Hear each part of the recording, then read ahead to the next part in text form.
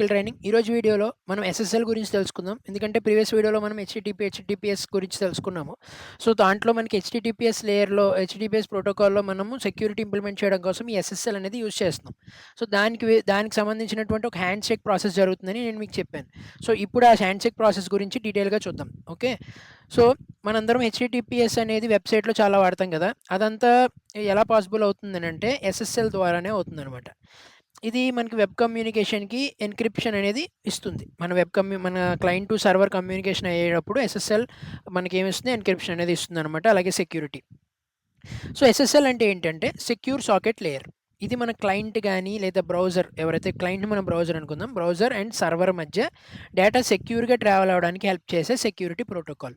ఇది బేసిక్‌గా data encryption చేస్తుంది. అంటే మీరు బ్రౌజర్‌లో ఏదైనా sensitive information like password, payment information, form data ఇలాంటివి ఏమైనా సబ్మిట్ చేస్తే ఎస్ఎస్ఎల్ వాటిని ఎన్క్రిప్ట్ చేసి హ్యాకర్‌కి ఇంటర్సెప్ట్ చేయకుండా, ఓకే, ప్లెయిన్ టెక్స్ట్‌లో కాకుండా ప్రొటెక్టెడ్ టెక్స్ట్‌లో మనకి పంపించడం జరుగుతుందనమాట. ఇప్పుడు మనం ఎస్ఎస్ఎల్ అప్‌గ్రేడ్ వెర్షన్ గురించి తెలుసుకుంటే అది టీఎల్ఎస్ అంటారు దాన్ని. టీఎల్ఎస్ అంటే ట్రాన్స్‌పోర్ట్ లేయర్ సెక్యూరిటీ వాడుతున్నాం. కానీ కామన్‌గా చాలామంది దీన్ని ఎస్ఎస్ఎల్ అని కూడా అంటారు. Just common interchangeable words. SSL TLS. Okay. TLS అంటే ఏంటి? Transport layer security. సో, ఇప్పుడు ఎస్ఎస్ఎల్ లేయర్ ఎలా వర్క్ చేస్తుందో చూద్దాం. ఇప్పుడు మీరు బ్రౌజర్‌లో https example.com అని గనుక ఇస్తే బ్రౌజర్ ఎస్ఎస్ఎల్ కనెక్షన్ రిక్వెస్ట్ పంపిస్తుంది. ఓకే. సో, ఫర్ ఎగ్జాంపుల్ ఇది మనకి క్లయింట్. ఇది మనకి సర్వర్. ఓకే. ఈ క్లయింట్ అనేది https example.com అని పంపించింది. రిక్వెస్ట్ అనేది దీనికెళ్ళింది https. ఓకే. అయినప్పుడు మనకి ఈ సెక్యూర్ లేయర్ ఉంది కాబట్టి ఎస్ఎస్ఎల్ ప్రోటోకాల్ ద్వారా ఇక్కడ సెక్యూర్ కనెక్షన్ ఏర్పడాలి. రైట్? ఏ విధంగా ఏర్పడుతుంది? ఈ ప్రాసెస్‌నే హ్యాండ్ షేక్ అంటాం. హ్యాండ్ షేక్ అంటే ఏంటి? మనకి బేసిక్‌గా ఇద్దరు హ్యాండ్ షేక్ చేసుకోవడం అంటే ఇద్దరు ఇలా షేక్ హ్యాండ్ ఇచ్చుకోవడం కదా! అంటే ఈ 2 కలిపి ఒక ప్రాసెస్‌ని చేయబోతాయి. అదేంటో చెప్తాను చూడండి. ఫస్ట్ స్టెప్ ఏంటంటే మనకి ఎస్ఎస్ఎల్ కమ్యూనికేషన్ ద్వారా, అంటే ఎస్ఎస్ఎల్ ద్వారా సెక్యూరిటీ జరగాలంటే మనకొక ఇంపార్టెంట్‌ది కావాలి. దాని పేరే సర్టిఫికేట్. మీరు ఏదైనా సర్వర్ గానీ, మీరు ఏదైనా బ్రౌజర్‌లో లైక్ ఏదైనా ఒక అప్లికేషన్ గానీ ఏమైనా యాక్సెస్ చేసినట్లయితే మనకొక సర్టిఫికేట్ ద్వారా అది సెక్యూరా కాదా అని చెప్పి మన బ్రౌజర్ చూస్తుంది. ఫర్ ఎగ్జాంపుల్ మీరు ఇక్కడ చూసినట్లయితే, ఇక్కడ మీరు క్లిక్ చేసినట్లయితే చూడండి, ఇక్కడ వెబ్‌సైట్ మీద ఇప్పుడు నేను వాడుతుంది ఎరేజర్.io కదా! సో, ఇక్కడ కనెక్షన్ ఈజ్ సెక్యూర్ అని చూపిస్తుంది. ఎందుకు చూపిస్తుంది? Certificate is valid. మీరు క్లిక్ చేస్తే ఇక్కడ చూడండి, కామన్ నేమ్ అని చెప్పి సర్టిఫికేట్ ఇష్యూ డీటెయిల్స్ ఇవన్నీ వస్తున్నాయి. ఇవేంటి? సర్టిఫికేట్ ఏంటి? ఇది సర్వర్ దగ్గర ఉండేటువంటి ఒక సర్టిఫికేట్. ఈ సర్టిఫికేట్ ద్వారానే మనకి ఈ కమ్యూనికేషన్ అనేది సెక్యూర్‌గా జరుగుతుంది. అది ఏ విధంగా జరుగుతుంది చూద్దాం. ఫస్ట్ క్లయింట్ అండ్ సర్వర్ ఉన్నారు కదా! Let me check. ఓకే. ఇది client and server. So, first step ఏం జరుగుతుందంటే, ఎప్పుడైతే మీరు హెచ్‌టిటిపిఎస్ రిక్వెస్ట్ పంపించారో సర్వర్ రిసీవ్ చేసుకున్నాక ఏం జరుగుతుందనంటే క్లయింట్ హలో అనే మెసేజ్ పంపిస్తుంది. అంటే నేను ఈ రిక్వెస్ట్ నీకు పంపిస్తున్నాను అని అర్థం అనమాట. ఈ రిక్వెస్ట్‌లో హలో పంపిస్తుంది. సర్వర్ హలో పంపిస్తుంది. అంటే ఏంటి? నాకు రిక్వెస్ట్ వచ్చిందని చెప్పి రెస్పాన్స్ పంపిస్తుంది. దాన్నే మనం సర్వర్ హలో అంటాం. ఇది సెకండ్ ప్రాసెస్. ఈ సర్వర్ హలోలో ఏమేమి జరుగుతాయంటే దీనికి సంబంధించిన సర్టిఫికేట్, అంటే ఇందాక చెప్పాను కదా, ప్రతి సర్వర్ దగ్గర ఒక సర్టిఫికేట్ ఉంటది. ఆ సర్టిఫికేట్ అలాగే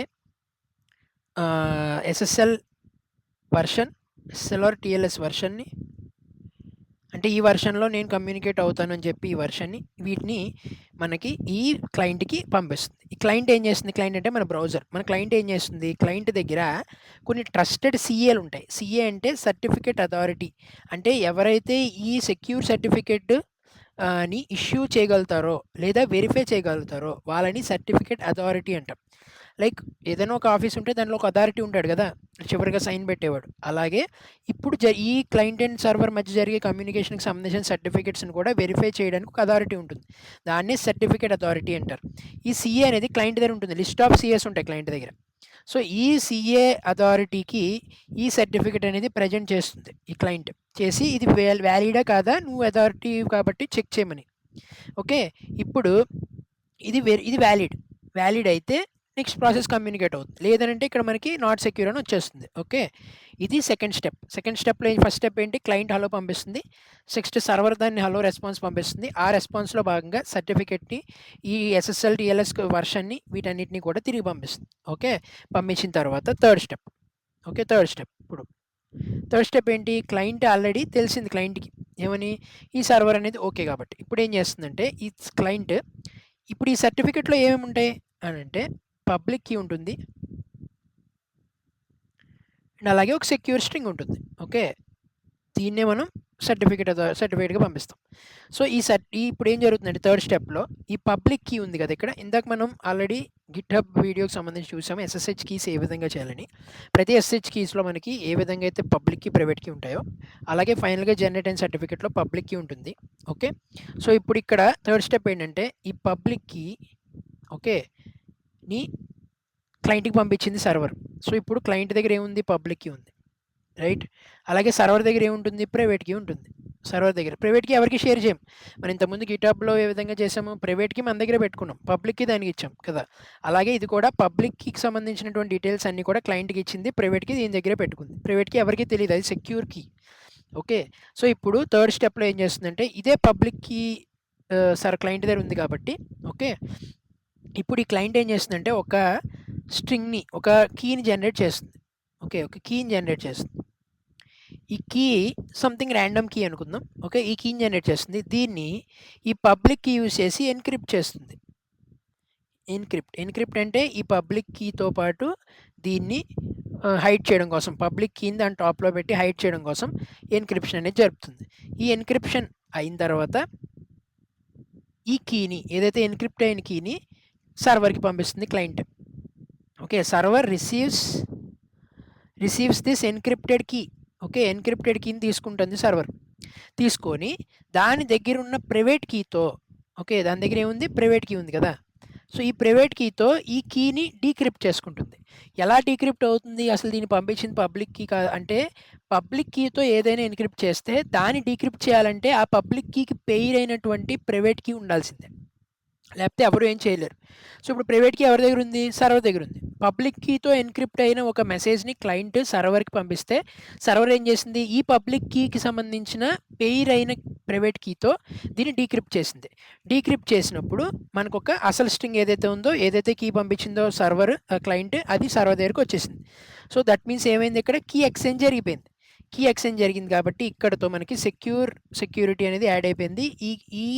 ఇక్కడ నుంచి జరిగే ప్రతి కమ్యూనికేషన్ కూడా మనకి సెక్యూర్గా ఉంటుందన్నమాట. సో ఏంటి హ్యాండ్ షేక్ ఏంటి, ఫస్ట్ క్లయింట్ అనేది హలో పంపించింది సర్వర్కి, సర్వర్ ఏం చేసింది, సర్వర్ హలోతో పాటు దాని సర్టిఫికెట్ SSL వర్షన్ పంపించింది. ఈ సర్టిఫికెట్ పబ్లిక్ కీ కూడా ఉంటుంది, ప్రైవేట్కి సర్వర్ దగ్గర పెట్టుకుంది.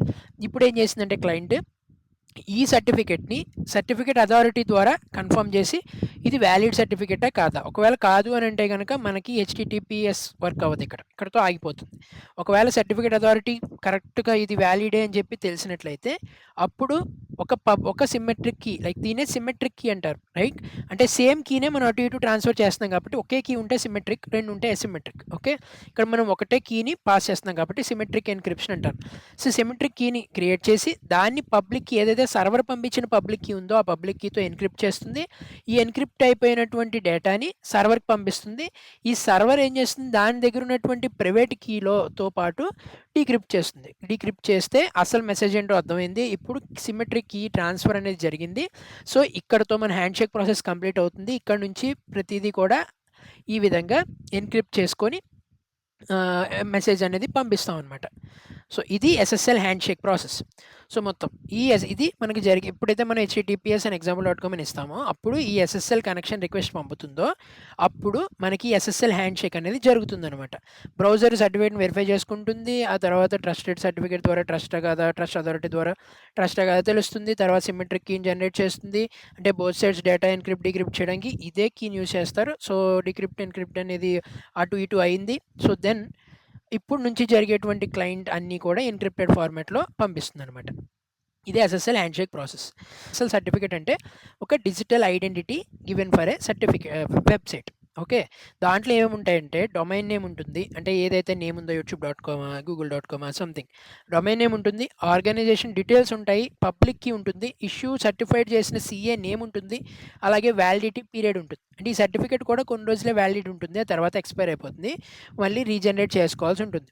ఓకే, సో ఇవన్నీ ఉంటాయన్నమాట. ఏముంటాయి? డొమైన్ నేమ్ ఉంటుంది, ఆర్గనైజేషన్ డీటెయిల్స్ ఉంటాయి, పబ్లిక్ కీ ఉంటుంది, సీఏ సర్టిఫైడ్ ఎవరు చేశారో ఉంటుంది. అలాగే ఇష్యూ అయిందా లేదా? లైక్ కరెక్ట్‌గా సర్టిఫైడ్ చేశారా లేదా అనేది ఉంటుంది. అలాగే వ్యాలిడిటీ పీరియడ్ కూడా ఉంటుంది. సర్టిఫికేట్ ఇష్యూ చేసే అథారిటీస్ బేసిక్ ఎగ్జాంపుల్ చెప్పాలంటే గోడాడీ గానీ, డిజిసెర్ట్ గానీ, గ్లోబల్ సైన్ గానీ ఎక్సెట్రా అనమాట. సో, ఎందుకు మనకి ఎస్ఎస్ఎల్ ఇంపార్టెంట్ అనంటే, ఎస్ఎస్ఎల్ లేకుండా డేటా అనేది ప్లెయిన్ టెక్స్ట్‌గా వెళ్తుంది. అంటే హ్యాకర్స్ గానీ, ఎవరైనా మిడిల్ మెన్ గానీ ఉంటే ఇంటర్సెప్ట్ చేసి రీడ్ చేయగలుగుతారు. సో, అలా చేయకుండా ఉండాలంటే ఈ ఎస్ఎస్ఎల్ వాడాలి. హెచ్‌టిటిపిఎస్ వాడితే అండర్‌లయింగ్‌గా ఈ ఎస్ఎస్ఎల్ హ్యాండ్‌షేక్ జరిగి అక్కడి నుంచి డేటా ఎన్క్రిప్షన్‌లో పాస్ అవుతుంది. సో, ఇది దేనికి హెచ్ఎస్ఎల్ అడ్వాంటేజెస్ చూసుకుంటే మనకి డేటా ఎన్క్రిప్షన్ జరుగుతుంది, అథెంటికేషన్ జరుగుతుంది, డేటా ఇంటిగ్రిటీ అంటే ఎవరు మార్చలేరు, ట్రస్ట్ అండ్ ఎస్ఈఓ బూస్ట్, అలాగే మ్యాండేటరీ ఫర్ కంప్లైంట్స్. ఓకే. ఎవరైతే పేమెంట్ వెబ్‌సైట్స్ అవి వాడుతుంటారో వాళ్ళకి మ్యాండేటరీగా ఇది హెల్ప్ అవుతుందనమాట. సో, ఇది మొత్తానికి ప్రాసెస్. మీకిప్పుడు ఎస్ఎస్ఎల్ గురించి తెలిసింది కదా! ఎలా పనిచేస్తుంది, ఏ విధంగా హ్యాండ్‌షేక్ అనేది అవుతుంది, అలాగే మన డేటా ఎలా ప్రొటెక్ట్ అవుతుందనేది క్లియర్‌గా అర్థమైందనుకుంటున్నాను. ఈ వీడియో యూజ్‌ఫుల్ అనిపిస్తే మీరు లైక్ చేయండి. అలాగే మీకు ఏ డౌట్ ఉన్నా ఇందులో ఏ టాపిక్ అయినా మీకు అర్థం కానట్లయితే కింద కామెంట్‌లో చెప్పండి. అలాగే మీకు నెక్స్ట్ ఏ టాపిక్ ఎక్స్‌ప్లెయిన్ చేయాలో or any other networking concept that you want specifically మీరు కింద కామెంట్‌లో చెప్పొచ్చు. ఓకే. Thank you.